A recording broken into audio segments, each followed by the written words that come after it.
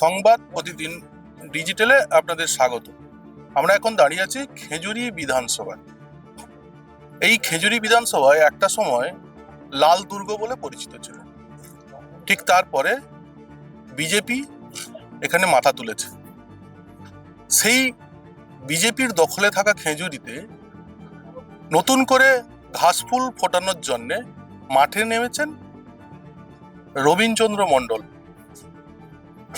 যিনি এলাকায় রবীন্দা নামে পরিচিত। আমার সাথে আছেন তৃণমূল প্রার্থী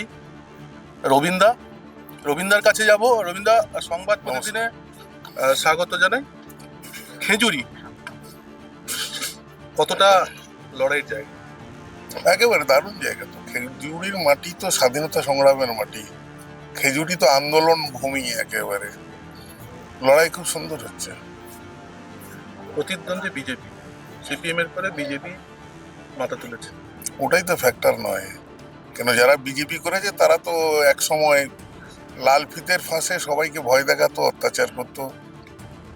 যিনি প্রার্থী হয়েছেন তিনিও নাকি বাড়ি বাড়ি সব সাদা কাপড় দিয়ে আসতো, যে তার হাজব্যান্ড যদি ভোট দিতে যায় তাহলে তারা মেরে ফেলবে। এরকম অভিযোগ বিজেপিরাই করছে, বিজেপির নেতারাই মিডিয়াতে করছে। এটা আমাদের বক্তব্য নয়। না, কোনোটাই ফ্যাক্টর নয়। কেননা ফ্যাক্টর হচ্ছে মমতা বন্দ্যোপাধ্যায়, অভিষেক বন্দ্যোপাধ্যায়। আর আমাদের দলের নাম হচ্ছে তৃণমূল। মানে তৃণমূল স্তর থেকেই একেবারে আমাদের নেতৃত্বরা আছেন, যারা মানুষের সুখ দুঃখে থাকেন, ভালো মন্দে থাকেন, তারাই হচ্ছে ফ্যাক্টর।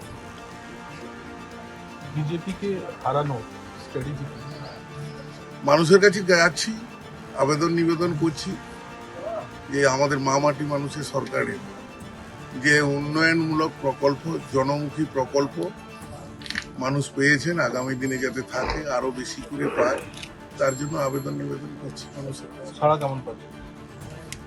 সারা তো বিরাট সারা।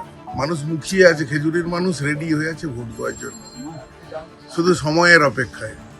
কি কি কাজ বাকি আছে বলে মনে হয়, যেটা প্রতিশ্রুতি দিচ্ছে?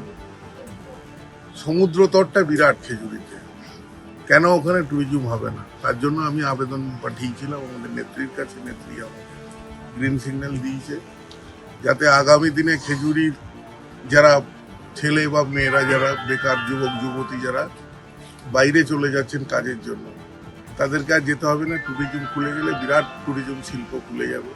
কেন একটা অডিটোরিয়াম সিপিএম এর জামানায় হয়েছিল, কিন্তু লাল ফিতার ফাঁসে সেটা আটকে থেকে গেছে। তো সেই জায়গা থেকে আমরা একটা নতুন অডিটোরিয়াম করার প্ল্যান নিয়েছি, এবং খেজুরির ছেলেরা খেলাধুলা খুব ভালোবাসে। সেই খেলাধুলা উন্নতিকরণের জন্য আমরা একটা স্টেডিয়ামও। বিজেপির ব্যর্থতা কি ধরছেন? গত 5 বছর তো পুরোটাই তো ব্যর্থতা। হিন্দু মুসলমান ছাড়া আর কিচ্ছু নেই ওদের কাছে।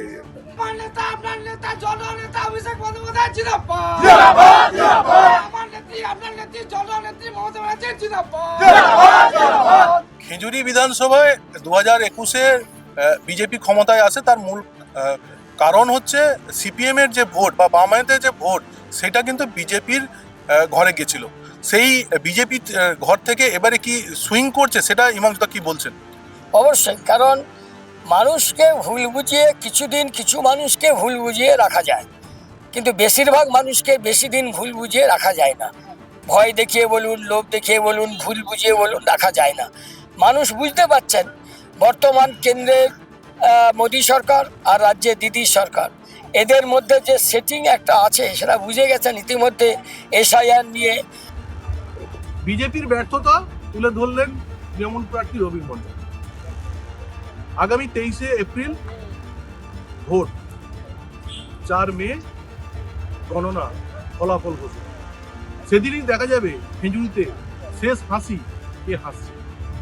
খেজুরি থেকে ক্যামেরায় পার্থ ত্রিপাঠীর সাথে রঞ্জন মহাপাত্র, সংবাদ প্রতিদিন .in।